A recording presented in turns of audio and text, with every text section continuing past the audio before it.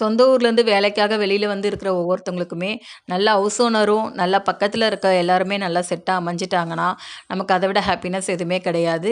அந்த விஷயத்தில நான் ரொம்பவே ஹேப்பி தான். எனக்கு ஹவுஸ் ஓனரும் சரி, என்னுடைய பக்கத்தில இருக்க என்னோட நெய்பர்ஸும் சரி, எனக்கு நல்லா செட்டா அமைஞ்சிட்டாங்க. நாங்க எல்லாருமே நல்லா கேரிங்கா ஒண்ணா இருந்திருப்போம். எங்களுக்கு வந்துட்டு இந்த வீட்டுக்கு நாங்க வந்த உடனே வந்து லாக்டவுன் ஆயிடுச்சு. இந்த லாக்டவுன் டைம்லலாம் எனக்கு வித்தின் 3 மந்த்ஸ் கன்சீவா இருக்கான். ஊருக்கும் போக முடியல.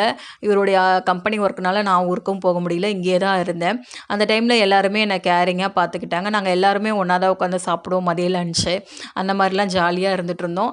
இப்ப இங்க இருக்கிற 4 வீட்ல ஒரு அக்கா வந்துட்டு சொந்த ஊர்ல போயிட்டு செட்டில் ஆயிட்டாங்க. இப்ப இன்னொரு ஃப்ரெண்டு வந்துட்டு பக்கத்துல சொந்த வீடு கட்டிட்டு போயிட்டாங்க. அவங்க எங்கள லன்ச்சுக்கு வந்துட்டு சாட்டர்டே நைட் கால் பண்ணி நாளைக்கு எல்லாரும் கம்பல்சரி வந்துரணும் அப்படின்னு சொல்லிட்டு சொன்னாங்க. சரி ஓகேன்னு சொல்லிட்டு சண்டே அங்க கிளம்பி போயிட்டோம். போயிட்டு அங்க ஜாலியா ரொம்ப நாளுக்கு அப்புறம் எல்லாரும் ஒண்ணா உட்காந்து ஜாலியா பேசிட்டு இருந்துட்டு, நல்லா லன்ச்சு சமைச்சிருந்தாங்க. ஜாலியா சாப்பிட்டுட்டு, அப்புறம் ஒரு ஈவினிங் போல அங்கருந்து கிளம்பிட்டோம்.